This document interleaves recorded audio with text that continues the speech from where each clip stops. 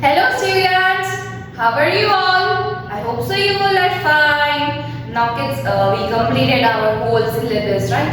अभी एग्जाम आने वाली है तो हमें क्या करना है, रिवीजन स्टार्ट करना है, राइट? तो रिवीजन हम किसका करेंगे?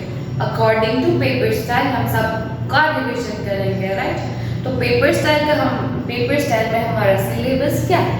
हमारा सिलेबस है टोटल सेमेस्टर 1 के chapter number 6 green plants and chapter number 7 adaptations in plants, right? And then after in semester 2's book there are total 6 chapters I included, right? मतलब whole book पूरी की पूरी book मैंने पूछ ली है.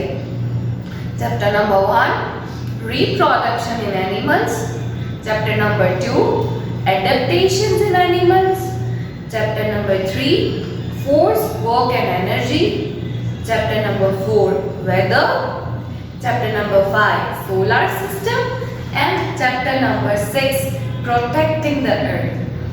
Last 4 sessions में मैंने आपको पेपर स्टाइल भी एक्सप्लेन की और आपका रिवीजन भी करवाया, राइट? तो ये रिवीजन सेशन नंबर 1 में फटाफट से एक बार सारे के सारे चैप्टर्स जो है वो एक बार रिवाइज कर लेते हैं, right? Chapter number 6 green plants. Green plants क्या होता है किड्स? मोस्टली सारे के सारे प्लांट्स ग्रीन ही होते हैं जस्ट बिकॉज उसमें क्लोरोफिल प्रेजेंट है, right? Then I can ask you that parts of a leaf. Parts of a leaf में क्या आता है? वेन्स आती है, मिड रिब आती है, साइड वेन्स आती है, लीफ ब्लेड आते हैं और लीफ स्टोक आता है, right? So these are the parts of the leaf. Then after functions of the leaf के लीफ का क्या फंक्शन है, वो क्या क्या वर्क करता है? तो कि वो पूरे के पूरे प्लांट के लिए फूड प्रिपेयर करता है, राइट? उस जो फूड प्रिपेयर करता है उस प्रोसेस को हम क्या बोलेंगे? फोटोसिंथेसिस. क्या बोलेंगे kids? Photosynthesis. Then after usage and storage of food by plants, मतलब वो जो अपना खाना खुद बनाते हैं वो एक्स्ट्रा फूड भी बनाते हैं. जो एक्स्ट्रा फूड हम क्या कहते हैं? एक्स्ट्रा फूड का वो एक्स्ट्रा फूड हम एज अ फूड खाते हैं. जैसे कि एक्स्ट्रा फूड है, कोई प्लांट्स जो होते हैं वो एक्स्ट्रा फूड रूट्स में ज़्यादा होता है, कोई जो होता है वो अंडरग्राउंड स्टेम्स होते हैं उसमें वो ज़्यादा प्रिपेयर कर लेते हैं. देन आफ्टर कोई होते हैं जो लीव्स में एक्स्ट्रा फूड प्रिपेयर करते हैं. तो रूट्स में बेस्ट एग्जांपल है कैरेट होते हैं, गाजर, वो रूट्स के एग्जांपल्स हैं. अंडरग्राउंड में क्या है एक्स्ट्रा फूड का? पोटैटो, वो तो हमारा सबका फेवरेट है. देन आफ्टर स्पिनच, जो जिसको एक्स्ट्रा फूड लीव्स में स्टोर करते हैं, right? So these are the things which is this, मतलब ये सारी की सारी चीजें ग्रीन प्लांट्स में इंक्लूडेड है. Then after plants and animals need each other. Plants और एनिमल्स दोनों को एक दूसरे की जरूरत है, मतलब it's a kind of a chain. जैसे कि plants are eaten by animals as a food. Then after, when an animal dies, its body breaks down and gets mixed with the soil. This is taken by the plants as nutrients. जब animals मर जाते हैं, वो जमीन में दब जाते हैं, तो वो उसका जो बॉडी होता है वो as a nutrients it is absorbed by soil. तो वो एज अ न्यूट्रिएंट्स जो उसका होता है वो सॉइल को मिलता है, उसके बाद ही सारे मतलब अच्छी तरह से कुछ भी ग्रो होता है. So plants and animals need each other, right? Then after chapter number 7 adaptations in plants, मतलब कोई भी चीज होती है वो प्लांट्स एडेप्ट डेफिनेटली करता है, राइट? जैसे कि there are so many different types of plants are there. Terrestrial plants, land plants, कोई जो होते हैं वो अपनी हैबिटेट और अपने एडेप्टेशंस के अकॉर्डिंग होते हैं. जहाँ पे बहुत सारा पानी होता है तो उसके अकॉर्डिंग वहाँ पे ऐसा होता है, जहाँ पे सॉल्टी वाटर होता है उसके अकॉर्डिंग उस तरह का ट्रीज ग्रो होते हैं. कोई जो होता है पूरा वाटरी एरिया होता है तो रूट्स, अंडर रूट्स प्लांट्स होते हैं. तो there are so many types of plants are available. Then after like plants in plains with heavy rainfall. एक प्लांट्स जो होते हैं वहाँ ऐसी जगह पे, प्लेन्स तो मतलब सिंपल जगह तो होती है बट वहाँ पे बहुत सारी हैवी रेनफॉल होती है, राइट?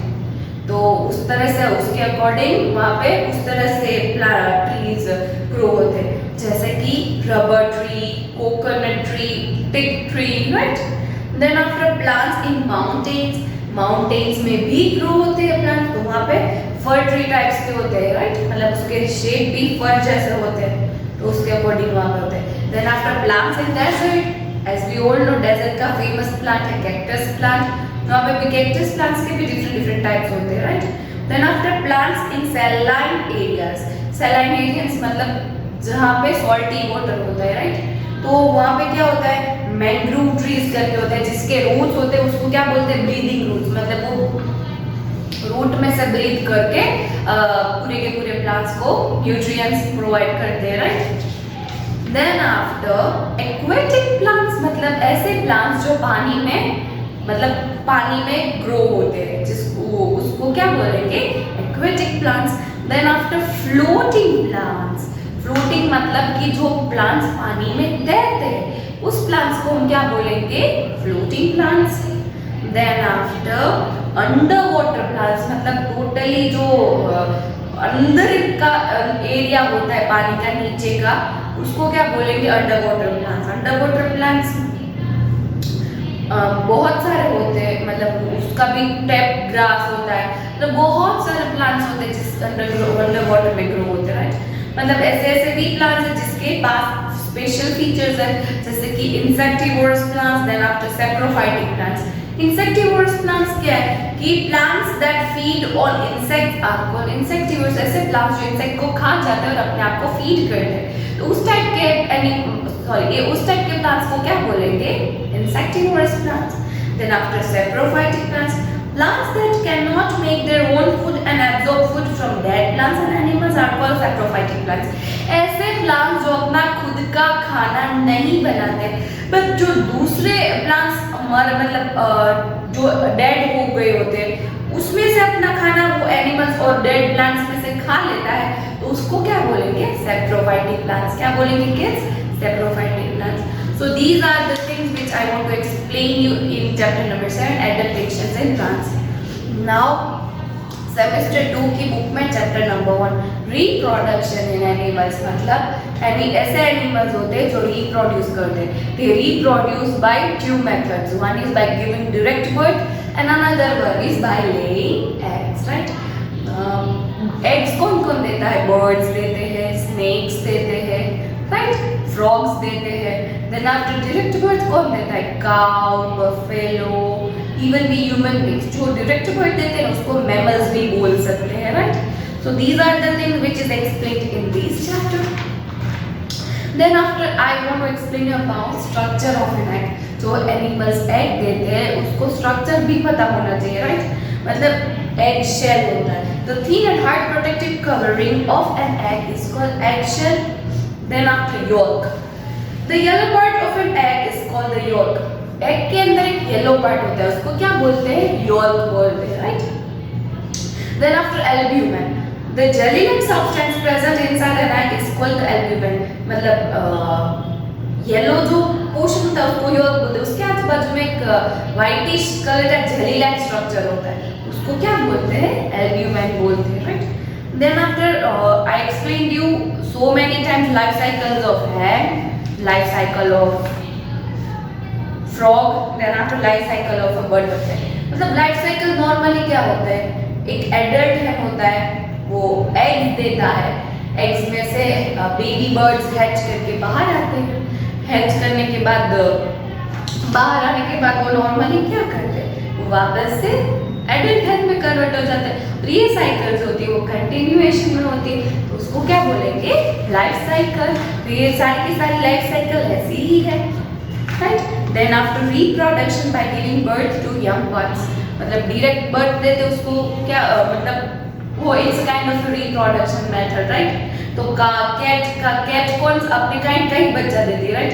कैट किटन को ही बर्थ देता है, डॉग पपीज को, काउ काल्फ को, इवन भी ह्यूमन बींग्स होते हैं वो भी हमारे ह्यूमन बींग्स अपने ही बच्चे को बर्थ देते हैं, राइट। तो उस टाइप को क्या बोलते हैं, मैमल्स। नॉर्मली सारे के सारे मैमल्स की बॉडी में हेयर होते हैं, राइट, वो लंग से ब्रीथ करते हैं। So these are the features of animals who give direct birth. Then after उसके वेल डेवलप्ड ब्रेन होते हैं, इवन आई एक्सप्लेन यू, कभी कभी हम जैसे काऊ की बॉडी में हेयर है, उसका ब्रेन वेल डेवलप्ड, वो कैसे पता चलेगा? जैसे इंस्टेंटली हम उसके ऊपर पानी डालेंगे ना तो वो भाग जाएगी, उसको ऐसा बोलते हैं ही, मतलब वो सुनती है, उसको पता है कि मुझे कोई यहाँ से दूर जाने के लिए बोल रहा है, राइट? तो मोस्ट ऑफ द मैमल्स के पास वेल डेवलप्ड ब्रेन होते हैं, right? Then after chapter number 2, adaptations in animals. Animals में भी एडेप्टेशन होती है जैसे प्लांट्स में होती है, एनिमल्स में भी उसकी हैबिटेट और उसके एडेप्टेशंस के उसके हैबिटेट के अकॉर्डिंग उसमें एडेप्टेशंस होते हैं, राइट? जैसे कि टेरेस्ट्रियल एनिमल्स होते हैं, camel, polar bear, cow, cat, dog, these are the terrestrial animals. जो लैंड में एनिमल्स रहते हैं उसको क्या बोलेंगे? Terrestrial animals.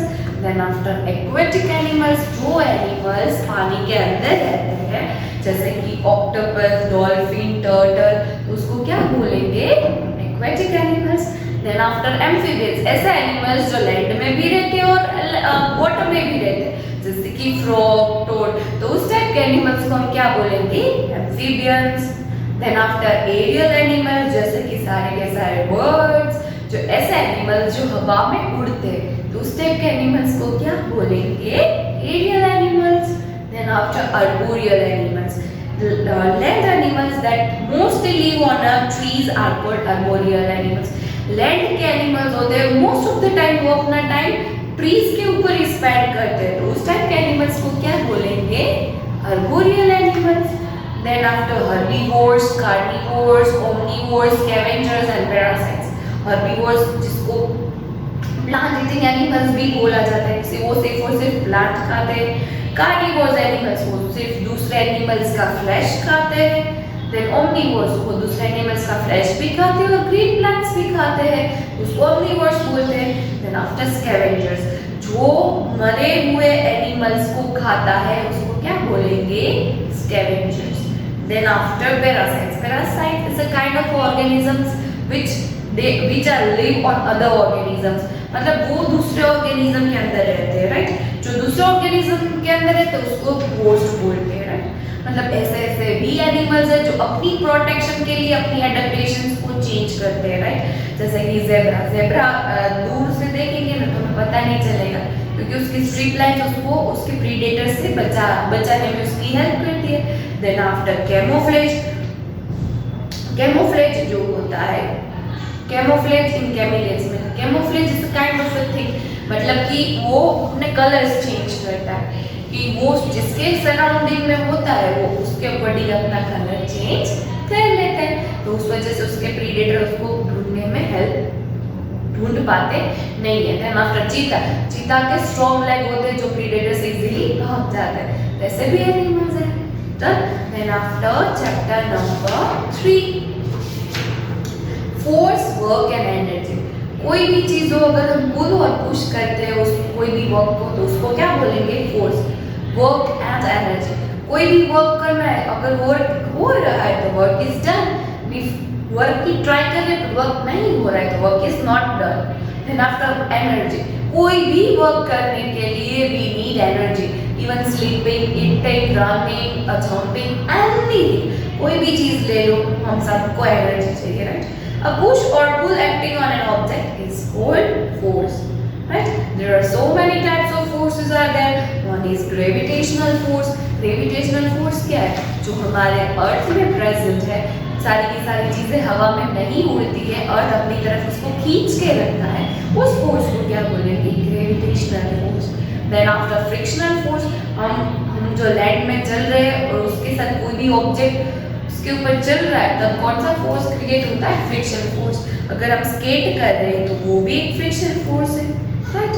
Then after work, कोई भी वर्क अगर हम कर रहे हैं उस वर्क को खत्म किया तो वर्क हमारा खत्म, work is said to be done. अगर हम ट्राई कर रहे हैं और वर्क नहीं खत्म हो रहा है तो हम क्या बोलेंगे? Work is not to be done, right? Then after simple machine, there are so many different types of simple machine जो हमारे वर्क को इजी करता है, राइट?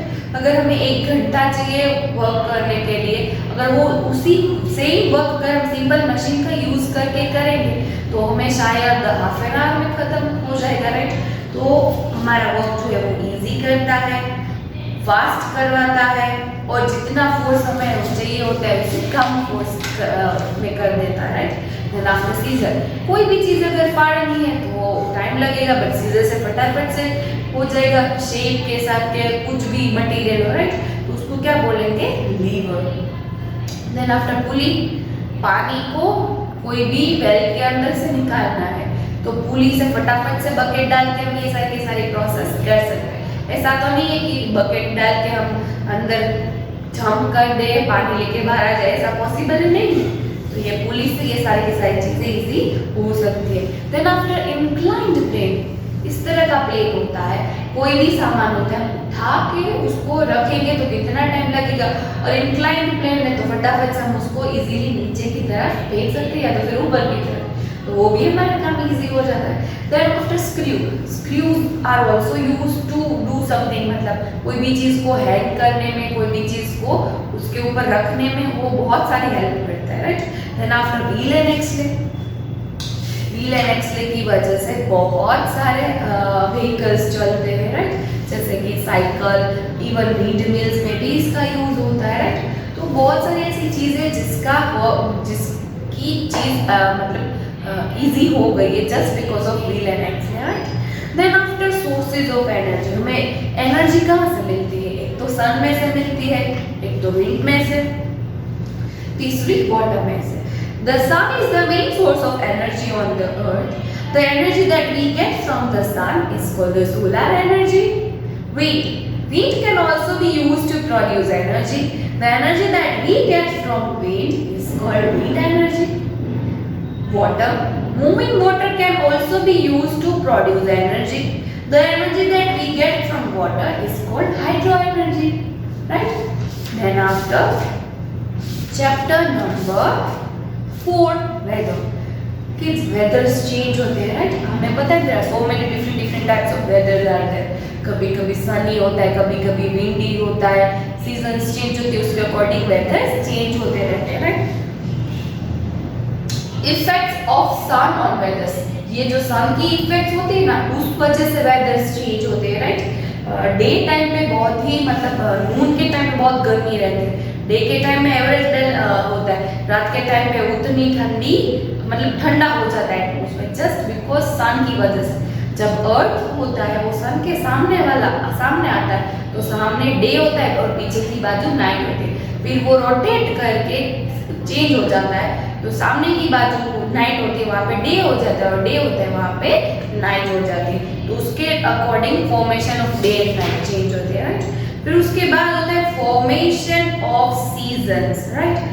सीजन्स भी उसके अकॉर्डिंग ही चेंज होती है, जो सन के आजू बाजू में रिवॉल्व करते हैं उसके अकॉर्डिंग सीजन्स चेंज होती है। रोटेशन को खत्म होने के लिए 24 आवर्स लगते हैं, रिवॉल्यूशन को खत्म होने के लिए 365 and 1/4 days लगता है, right. Then after formation of wind, मतलब there are two types of things, one is land breeze and another one is sea breeze. Land breeze में क्या होता है, लैंड ब्रीज होता है the cooler air from the land blowing towards the sea during the night. रात के time में land की जो ठंडी हवा होती है वो ओशियन में चली जाती है तो उसको क्या बोलते हैं, land bridge.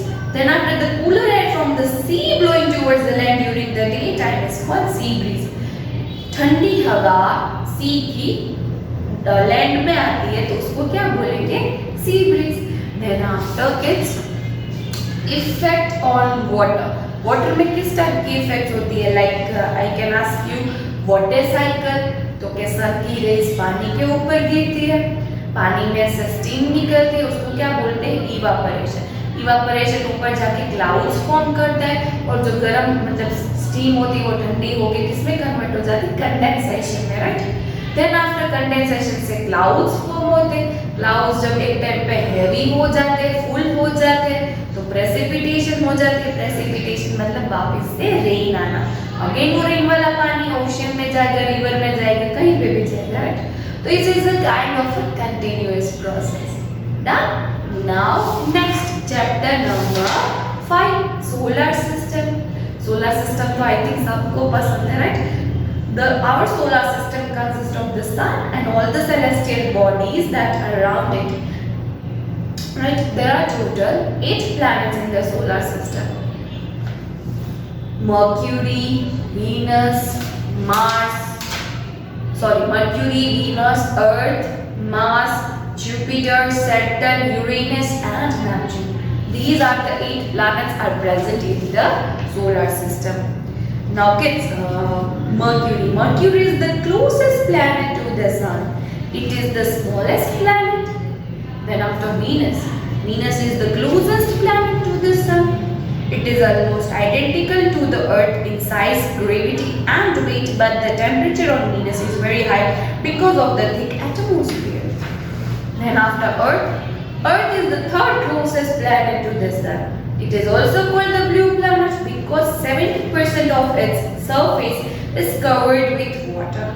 It is the only planet where the life is known to exist. Then after Mars. Mars is the fourth closest planet to the sun. It is the red planet because soil and rocks found on Mars are red in color.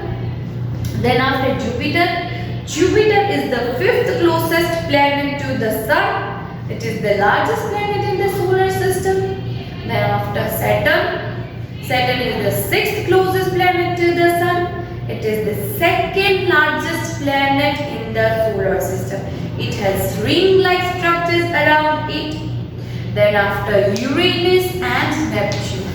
Uranus is the seventh planet from the sun. It is bluish in color because of the presence of methane in its atmosphere.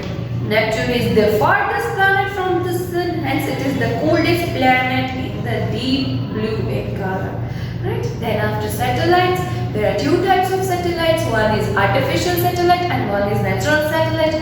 Natural satellite जो already present है और artificial satellite जो हम लोगों ने बनाई है. Right? Then after chapter number 6 protecting the environment.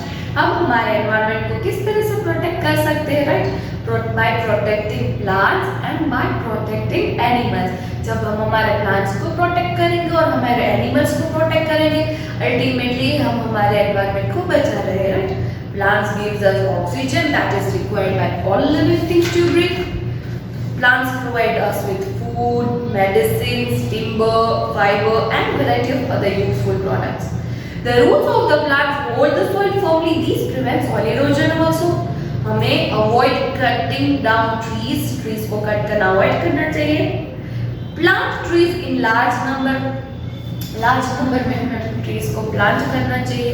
But then after छोटे-छोटे plants भी हमारे घर पे grow करने चाहिए. Then after avoid wasting paper. मतलब हमें पेपर को वेस्ट करना भी अवॉइड करना चाहिए. Then after protection of animals, we get milk from cows, buffaloes and goats. We get wool from sheep. Some animals such as horses, donkeys, camels and oxen help in carrying heavy loads. We get eggs from hens and ducks. मतलब ये सारे के सारे animals को हमें protect करना चाहिए. बहुत सारी चीजें हैं जो हमें एनिमल से मिल रही है. Avoid using things made from animals part. Animals को मार के उसके पार्ट्स में से बहुत सारी ऐसी चीज बनाते हैं, तो हमें ऐसी चीजें बनाना चाहिए नहीं. मतलब बनाना तो नहीं चाहिए, यूज ही नहीं करना चाहिए. यूज नहीं करेंगे तो प्रोडक्शन कम हो जाएगा. प्रोडक्शन कम हो जाएगा तो एनिमल्स को कम मारेंगे. Avoid cutting down trees. में ट्रीज को कट करना भी कम कर देना चाहिए. जैसे हमारा घर होता है, बहुत सारे एनिमल्स का घर होता है ट्रीज, राइट? तो ट्रीज को कट करके बहुत सारे एनिमल्स होमलेस हो जाते हैं, वो भी हमें अवॉइड करना चाहिए. Avoid hurting animals for fun. हमारे फन के लिए दूसरे एनिमल्स को हर्ट करना is not a good thing, right? तो ये सारी चीज़ें हमें बिल्कुल भी करनी चाहिए नहीं.